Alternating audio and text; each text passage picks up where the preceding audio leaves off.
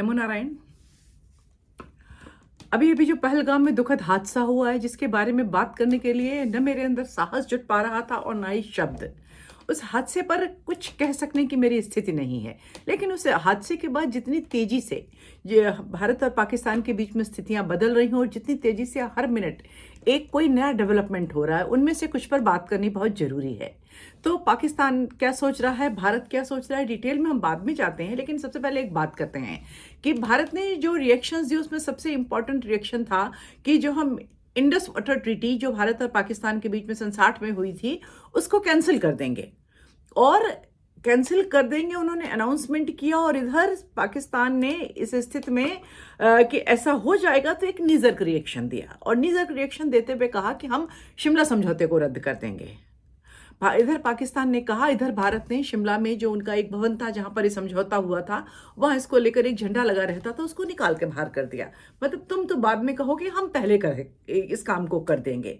अब समझ ही नहीं आता ये पाकिस्तानी जो है कौन से किस्म का नशा करते हैं, कौन सा नशा खा के ये बात करते हैं जो ये कह रहे हैं हम शिमला समझौता रद्द कर देंगे। शिमला समझौते का रद्द होना तो भारत के लिए बहुत अच्छी खबर होगी, क्योंकि बिल्कुल वैसे ही जैसे सिंधु जल समझौता था, इंडस वाटर ट्रीटी थी, वैसे ही जो शिमला पैक्ट था वो भी अनफॉर्चुनेटली बहुत बुरी तरह से, बहुत ऑब्वियसली पाकिस्तान की ओर टिल्टेड था। पता नहीं हमारे यहाँ जो समझौता करने वाले लोग थे, उनको समझौता करते समय पाकिस्तान पर इतना प्यार क्यों आता था। तो जो ये मैं कह रही हूँ कि शिमला समझौता रद्द करना अच्छी खबर होगी, तो मैं बताती हूँ क्यों होगी। क्योंकि 65 में, 1965 की और 1971 की दोनों की लड़ाइयों में हमने जो जमीन जीती थी, जो कब्जा कर लिया था पाकिस्तान का, उसको उस शिमला पैक्ट के तहत वापस कर दिया गया था। करीब करीब 13,000 स्क्वायर किलोमीटर जमीन थी जो हमने जीती हुई वापस कर दी। तो क्या अगर वो शिमला समझौता, शिमला पैक्ट रद्द होता है, वो जमीन हमको वापस मिल जाएगी। और उससे भी बड़ी एक बात है, 71 में जो 93,000 पाकिस्तानी सैनिक भारत सरकार ने पतलून उतार उतार कर पाकिस्तानी पकड़े थे, मतलब पाकिस्तानी जब सरेंडर कर रहे थे, दुनिया का सबसे बड़ा सरेंडर था 71 में जो हुआ था। 93,000 पाकिस्तानी सैनिकों ने सरेंडर किया था भारत के सामने, और अपनी पतलूने उतार के, लिटरली पतलूने उतार के, उसकी फोटो मैंने लगाई हुई एक पोस्ट में अपनी, आप देखिएगा, और वो पकड़कर लाए गए थे। लेकिन बदले में हमारे 50 सैनिक जो उनके पास थे वो वापस नहीं लिए गए थे। तो क्या अब जब ये शिमला समझौता रद्द होता है तो वो हमारे पास वो सैनिक भी वापस भेज देगा 93,000? वहां खाने को तो है नहीं, गेहूं की तो बहुत कमी है पाकिस्तान में, हो सकता है वो 93,000 आदमी वापस भेज दे। इस बात से भारत को डरना चाहिए।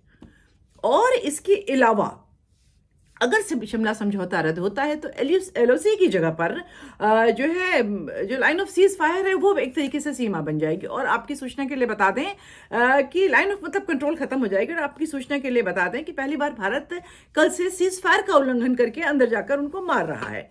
तो शिमला समझौता अगर भारत के लिए घाटे का सौदा था, इसका रद्द होना ही बहुत अच्छा है। एक दूसरी बात पाकिस्तान ने कही, अगर भारत पाकिस्तान का पानी रोकेगा तो हमारे पास पाव पाव भर के बम हैं, और वो मार के हम भारत के सारे डैम तोड़ देंगे। इसमें भी यही कहना है कि आइए तोड़ दीजिए, लेकिन जब वो पानी हरहरा के एक साथ पाकिस्तान की ओर जाएगा तब क्या होगा। इनको अंदाज है, अगर इन्हें भाखड़ा डैम को हाथ भी लगाया तो वो जो पानी जाएगा पाकिस्तान में, पाकिस्तान का कितना हिस्सा उससे डूबेगा इनको अंदाजा नहीं है। बेशक भारत को भी परेशानी होगी, लेकिन पाकिस्तान की तो जयशंकर की हो जाएगी।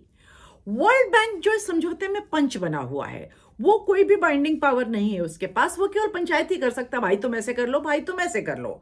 अब भारत को वर्ल्ड बैंक की कोई ज्यादा पड़ी नहीं है, वो वर्ल्ड बैंक के पास ही नहीं जाता, लेकिन पाकिस्तान जो है वो वर्ल्ड बैंक के पास बार बार जाता है पैसे मांगने के लिए। तो पाकिस्तान के लिए वर्ल्ड बैंक बहुत बड़ी तोप है कि भाई वर्ल्ड बैंक की पंचायत में समझौता हुआ है। ट्रम्प साहब कह रहे हैं कि वर्ल्ड बैंक को मानेंगे नहीं, हम यूएन को मानेंगे नहीं, हम आईएमएफ को मानेंगे नहीं, हम नाटो को मानेंगे नहीं। भारत भी कह देगा हम वर्ल्ड बैंक को मानेंगे नहीं, हमको तुमसे पैसे चाहिए ही नहीं, तुम जाओ यहां से। लेकिन क्या पाकिस्तान उसको नाराज करना अफोर्ड कर सकता है? नहीं कर सकता है। ये तो पाकिस्तान की बौखलाहट की बात हुई। बौखलाहट में ऐसी बातें होती हैं। उन्होंने कहा अगर हमारा पानी रोका गया तो हम इसको एक्ट ऑफ वॉर मानेंगे और हमला कर देंगे भारत पर। वो क्या करेंगे क्या नहीं करेंगे। तो अब हम वापस आते हैं कि हमारा देश क्या कर रहा है और हमारी जनता की क्या उम्मीदें हैं, और भारत के पास पहलगाम के उसको इशू को, उस दुर्घटना को, उस दुखद घटना को, उसको अवेंज करने के लिए हमारे पास क्या क्या रास्ते हैं, और मेरी समझ में भारत क्या करेगा। तो इस घटना के बाद सभी लोग बहुत ज़्यादा उत्तेजित है, बहुत नाराज हैं और बार बार कह रहे हैं कि पाकिस्तान को हमला करके ज़मीन दोस्त कर दो। लेकिन क्या आपको लगता है कि सरकार ऐसा करेगी? क्या सीधा हमला करके रावलपिंडी इस्लामाबाद पे बम्बार्डमेंट कर दिया जाए, कोई ये विकल्प है? इजराइल का उदाहरण सामने है। इजराइल की सैन्य शक्ति जो है गिनती में भले कम हो, लेकिन टेक्निकली और बहुत तरीकों से इतनी एडवांस है जिसकी आप कल्पना नहीं कर सकते। और पाकिस्तान एक पूरा राष्ट्र है जो कि गाजा वो हमास एक तरीके से नहीं भी है, लेकिन इजराइल पे बम्बार्डमेंट के 1.5 साल हो गए, अभी भी लड़ाई चल ही रही है। इंटरनेशनल लेवल पर जो इजराइल को सपोर्ट मिल रहा था वो धीरे धीरे छीजने लगा है। अब वैसे भी जो कौम उस दुनिया में मजे लेने के लिए इस दुनिया में फट जाती है, उसको फोड़कर आप क्या परमानेंट सॉल्यूशन निकालेंगे? आप उसको मार देंगे, वो कह देगा अब मरने वाले हैं, वाह वाह हम तो ऊपर जाने वाले हैं। जो वो जीता ही इसीलिए है कि मैं हिंसा से मर जाऊं या मार दूं, इसी में अगले जीवन में मेरे लिए सुख है। अनफॉर्चुनेटली पाकिस्तानी लोगों को यहाँ पर इस दुनिया में कोई सुख नहीं है। वहाँ कुछ जनरल्स और कुछ उनके ऑफिसर्स को, पॉलिटिशियंस को छोड़ दें, बाकी पब्लिक को यहाँ कोई सुख नहीं है। तो उसको जो है फट जाना, मार देना, मर जाना, उसको लगता है कि कोई ना कोई तो ये सोल्यूशन है, शायद कहीं हम सुख से रहेंगे। ये आतंकवादी आते हैं, वारदात करते हैं, हम उनको मारते हैं। ये सिलसिला कभी खत्म नहीं होने वाला, क्योंकि वहां जब माना जाता है, आप कहते हैं हमने मार दिया, वो कहता है अब हम उसके आसपास के लोग कहते हैं वाह वाह वो तो जन्नत गया, वो मरने के लिए आया था क्योंकि उसको जन्नत जाना था। तो क्या इस तरीके से मरना कोई सोल्यूशन है? हम ऐसी लड़ाई के लिए तैयार हैं? हम विध्वंस करते रहेंगे और अगर खून बहेगा, बॉडीज गिरेंगी तो दोनों तरफ की गिरेंगी। क्या ये है कुछ? लगता है कि इससे कुछ वर्थवाइल निकलेगा? मुझे नहीं लगता। फिर एक बात और है, पाकिस्तान इतने दिनों एफएटीएफ की ग्रे लिस्ट में रहने के बाद उसका बिजनेस चौपट है, सब कुछ चौपट है। एक से ज्यादा बार वो मतलब एक तरीके से हो ही गया था, वो बैंकरप्ट ऐसा हो चुका है। उसके पास संसाधन कहां से आ रहे हैं भारत में खुरापात करने के? देखिए कोई चीज मुफ्त तो नहीं होती ना, गोला बारूद भी मुफ्त नहीं होते, स्लीपर सेल भी मुफ्त में नहीं बनते, आपके एजेंट्स होते हैं वो भी मुफ्त में नहीं बनते। तो पाकिस्तान के पास पैसा कहां से आ रहा है? निश्चित समझिए पाकिस्तान तो एक कंड्यूट है। पाकिस्तान एक कंड्यूट है और वहां से जो संसाधन आ रहे हैं, पैसे आ रहे हैं, वो बहुत से लोगों के हो सकते हैं। एक हमारा पड़ोसी देश ही है, या फिर एक ऐसा दुनिया का चौधरी है जो हमेशा दोनों साइड से खेलता है। मारने वाले से कहता है मारो मारो, बचाने वाले से कहता है बचो बचो। कहां से पैसा आ रहा है, कहां से संसाधन आ रहे हैं, कोई नहीं जानता। तो एक ये सीधा हमला करके उसको नेस्त नाबूद करने की कोशिश रूस यूक्रेन को नहीं कर पा रहा है, कितने दिन हो गए। तो उसमें जाकर एक हमारी इकोनॉमी जो आगे बढ़ने को आ रही है, उसको हम पीछे खींच लाएं। जो एक थोड़ी हालात सुधर रहे हैं हमारे देश के, हमारी जनता के थोड़े आर्थिक हालात भी सुधर रहे हैं।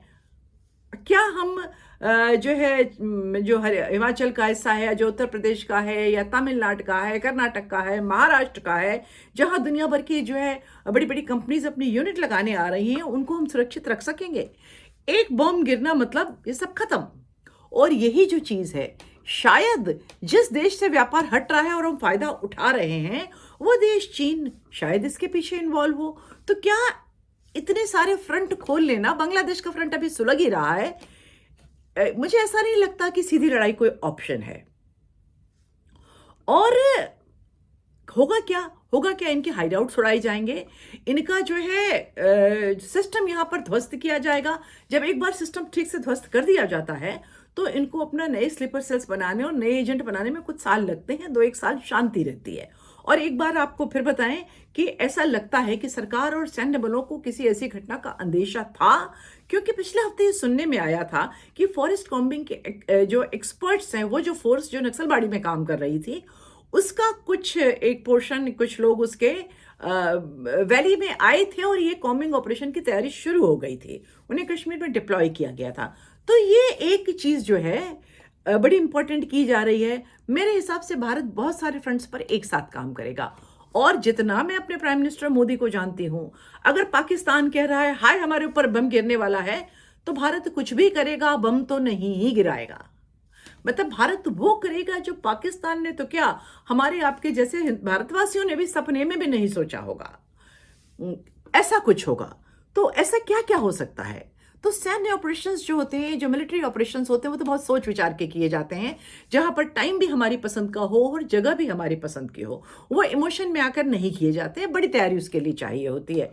लेकिन और फिर सबसे पहले एक बार फिर जो है कश्मीर घाटी में कॉम्बिंग ऑपरेशंस होंगे, मुखबिरों पर शिकंजा कसा जाएगा, जो चालू हो गया है। बहुत बड़ी संख्या में गिरफ्तारी हो रही है और जो इसमें शामिल था उनमें से एक को तो जो है न्यूट्रलाइज कर दिया है फौज ने, और जो इनके मुखबिर थे उनको उनमें बड़ी संख्या से धरपकड़ हो रही है।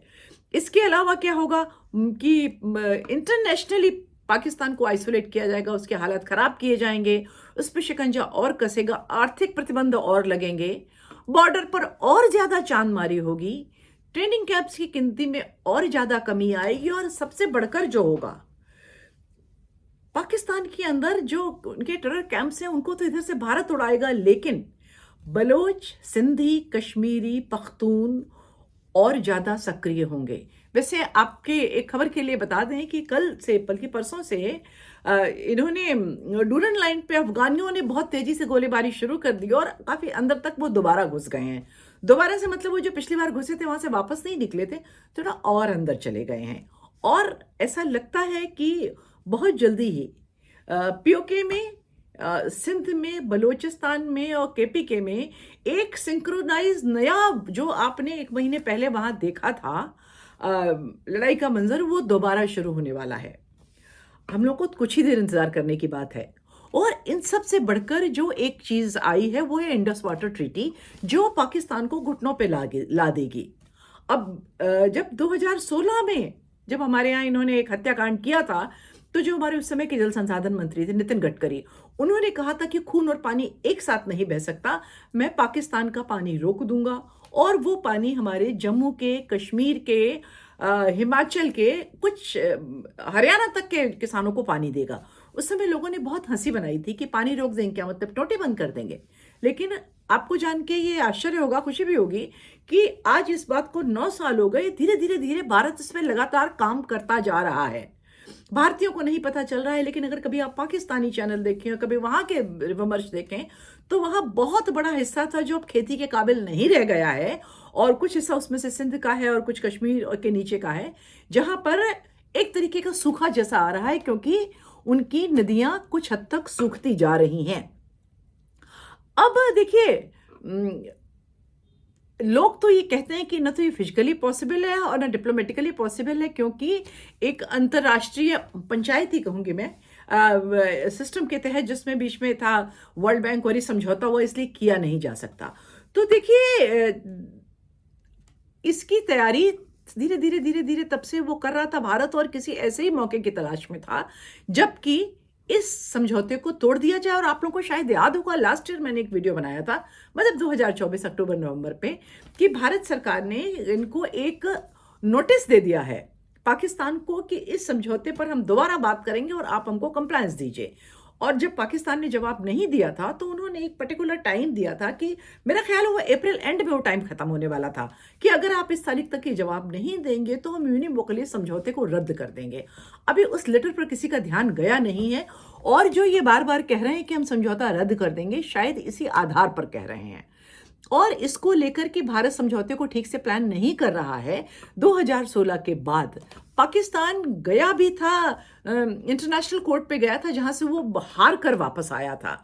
अब वैसे तो मैंने इसमें बहुत डिटेल में बोलकर रखा है, आप वो वीडियो जाकर देख सकते हैं मेरे चैनल पर, लेकिन अभी अगर हम शॉर्ट में समझना चाहें कि क्या हुआ था,